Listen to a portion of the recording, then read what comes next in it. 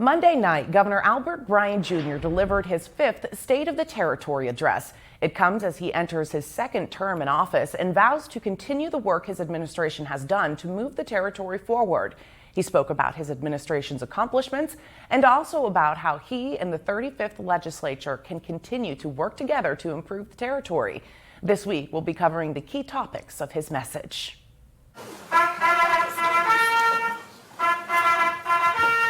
Governor Albert Bryan Jr. began his fifth State of the Territory address recognizing former Virgin Islands governors Dr. Charles Turnbull and Dr. Roy Lester Snyder, both who died this past year. We lost two great men who both held this office prior to me. A moment of silence in their memory. I thank them, their families, and those that worked in their employ for their invaluable service to the people of the Virgin Islands. Bryan went on to say his greatest accomplishment was the improved fiscal health of the VI government, getting it on solid financial footing to fulfill its obligations. The growth in our general fund revenues has enabled us to raise salaries for teachers, corrections officers, police officers, nurses, and general workers. We fulfilled our obligations on long-term debts that had been owed to workers for years and paid the salary increases negotiated by our administration. Get this, within the same year we negotiated. We prioritized the people and ensured that they had money in their pockets to stave off this rising inflation. The U.S. Virgin Islands saw resilient tourism amid a pandemic. The number of visitors to the territory increased last year to over 1.6 million, which is a 116% increase from the prior year.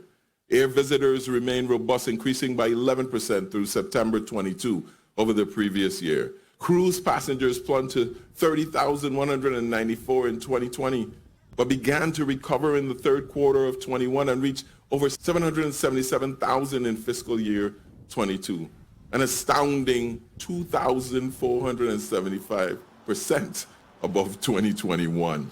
I must applaud the Virgin Islands Port Authority on its work to nearly triple the amount of cruise passengers visiting the island of St. Croix.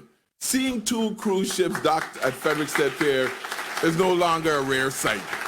And to welcome all those tourists, Bryan boasted about his administration's efforts to redevelop key tourist areas and hotels, all to transform the VI's tourism product. Governor Bryan touted the work to rebuild the territory's infrastructure and roads, investing more than $40 million in local funds for road projects just in the past 2 years, as well as the ongoing work to improve our airports. Within the next 4 years, we should see the complete modernization of our international airports, providing a better quality experience for our residents as well as our guests.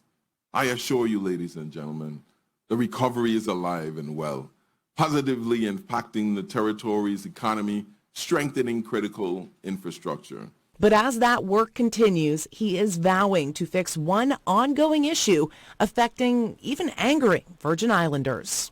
I think that all residents of this territory can agree, though, that the ongoing financial and operational woes at the Water and Power Authority are an impediment to any developmental progress we hope to make as a community.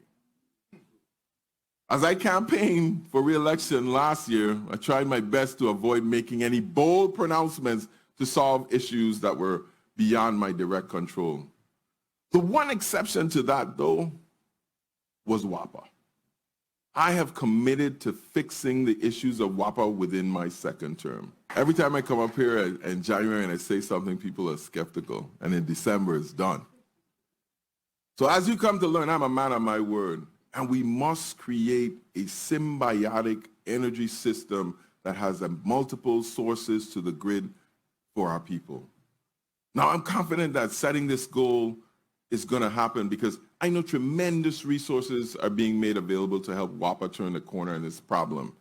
And this administration has the courage and the determination to see it through. For the first time in our history, we have the resources to make our energy affordable, reliable, and renewable. Solving the energy crisis in the Virgin Islands was never really feasible until now. Now, Governor Bryan also spoke about the state of education in the territory, healthcare, and addressing crime as well. We'll have more on what he had to say on those topics later this week here on USVI News, as well as reaction from Virgin Islands Congresswoman Stacey Plaskett.